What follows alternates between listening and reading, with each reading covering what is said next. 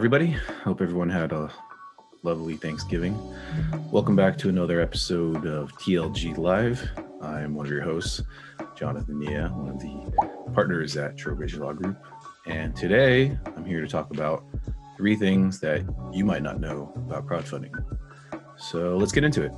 Number 1, in my opinion, crowdfunding is really just a marketing term, right? If you think about it, there's so many different kinds of crowdfunding campaigns out there, right? There's like Kickstarter, GoFundMe, real estate crowdfunding, regulation crowdfunding. All these different types of offerings use the term crowdfunding, and they do it because it's a marketing strategy, right? They are, raising money online for some specific reason, but they're saying they're crowdfunding because it makes the investors feel like they're contributing to something bigger than themselves, right?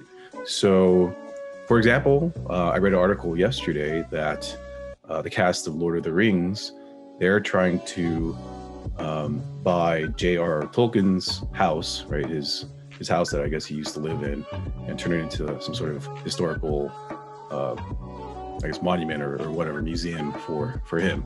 And these are, famous actors with millions of dollars, but they decided to crowdfund it. They're going to raise money from his fans, from Lord of the Rings fans, to buy his house. They don't need to. Obviously, they have millions of dollars. They could just do it themselves. But they're crowdfunding it because it's it's like the cool thing to do.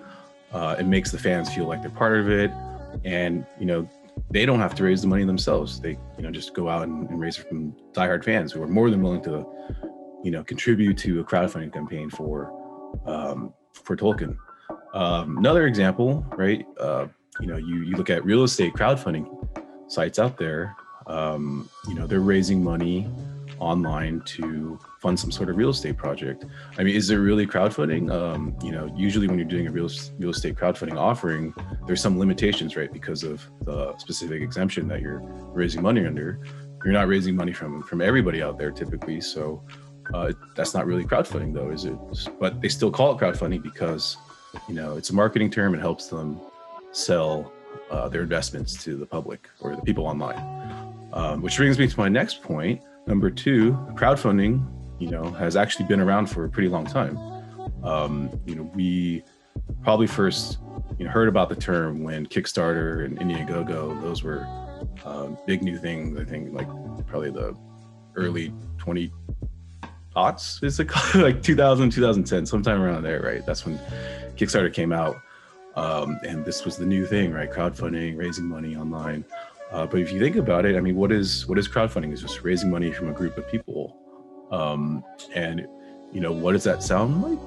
It sounds like any kind of company that's raising money in some sort of public offering, right? So a company that does an IPO, isn't that crowdfunding? They're, raising money, by selling stocks in their company, but they're doing it in a giant, group of investors on the stock market. Isn't that the same thing as crowdfunding? So in my opinion, I think, even though the term crowdfunding didn't come about until, Kickstarter started, it's actually, like the idea of it, raising money from a group of people, that's been around since as long as, companies have been raising money by selling their stock or shares. So it's been around for a long time. And finally, the last point that I wanted to talk about that, I think a lot of people out there don't know about crowdfunding is regulation crowdfunding. So regulation CF, which came about in 2016, which was supposed to be the real equity crowdfunding as part of the Jobs Act, that is going through some changes, or will go through some changes that a lot of people don't know about. So when it first came out, one of the biggest limitations with Reg CF was you were capped at $1 million per year for your raise, right? You couldn't raise more than $1 million per year. Well, the SEC recently, they released proposed changes to a bunch of rules, but for Reg CF, they're actually going to increase that to $5 million.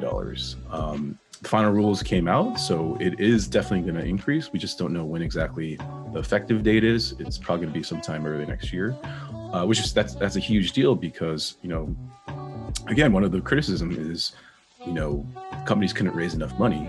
Now that it's $5 million, maybe we're going to see a lot more companies out there utilize Reg CF, maybe even more real estate companies. We really haven't seen anyone doing a real estate syndication use Reg CF. So now that it's $5 million,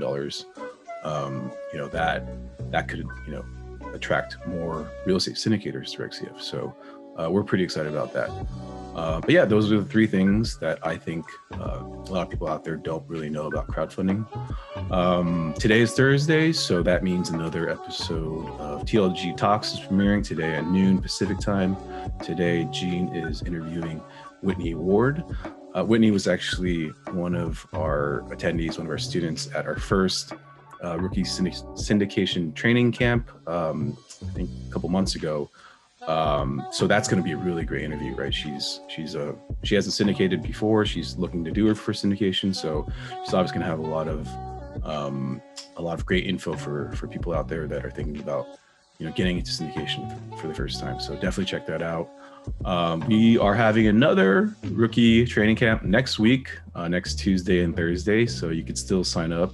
If you go to our website, Trowbridge Law Group, there should be a banner at the top where you can sign up. So definitely check that out as well if you're interested. But anyways, thanks for tuning in. As always, see you next time.